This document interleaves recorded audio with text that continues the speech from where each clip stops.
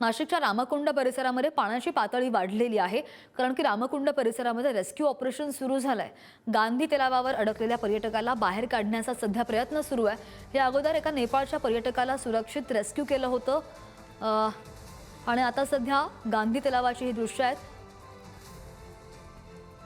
पाऊस बराच आहे, हे रेस्क्यू ऑपरेशन सुरू आहे। रामकुंड परिसराचा परिसर एका नागरिकाला बाहेर काढण्याचा प्रयत्न करते ही टीम।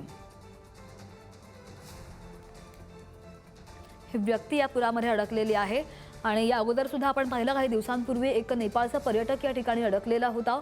रामकुंड परिसर आहे आणि या ठिकाणी जेव्हा जेव्हा पाऊस होतो अशाच प्रकारची परिस्थिती ओढावते। आपण मंदिरा पाहूयात, सगळे पाण्याखाली गेलेत आणि ताज्या माहितीसाठी आपण जाऊयात। नाशिकचे आमचे प्रतिनिधी किरण ताजणे आपल्या सोबत आहेत। नाशिक माफ करा किरण, नाशिकमधले दृश्य आपण प्रेक्षकांना दाखवतोच आहे।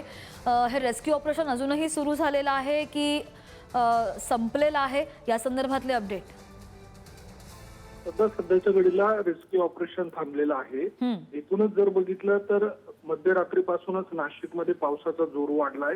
नदी नाल्यांना पूर आल्याची स्थिती दिसून येते।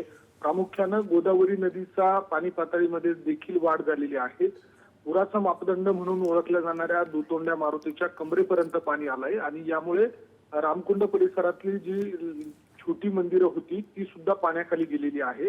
आणि या सगळ्या दरम्यान काही रामकुंडावर नेहमीच वास्तव्याला असणारे जे काही भिक्षुक असतात किंवा इतर जे काही लोक असतात ते मात्र या सगळ्या काळामध्ये त्यांना बाहेर काढलं जातं। काही जे नागरिक त्या ठिकाणी थांबून असतात ते मात्र अडकून गेलेले होते आणि त्यांना सकाळच्या वेळेला लक्षात आल्यानंतर त्यांना रेस्क्यू ऑपरेशनद्वारे बाहेर काढण्यात आलेलं आहे। सकाळच्या वेळेला सुद्धा एक नेपाळचा असलेला व्यक्ती होता, तो सुद्धा पुराच्या पाण्यात अडकलेला होता।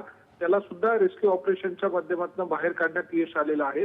आता सध्याच्या घडीला पाण्यामध्ये उतरू नये अशा स्वरूपाचं प्रशासनाच्या माध्यमातून आवाहन केलं जात आहे। नदी नाल्यांना पूर आल्यामुळे पुढे असलेली जी गावं आहेत, चांदोरी, सायखेडा अशा गावांना देखील सतर्कतेचा इशारा देण्यात आलेला आहे। बरोबर आहे, कारण की पाऊस बराच आहे आणि हे दृश्य पाहून अंदाज सुद्धा येतोय। सुदैवानं जीवितहानी नाही आणि या रेस्क्यू टीम इथे तैनात आहेत।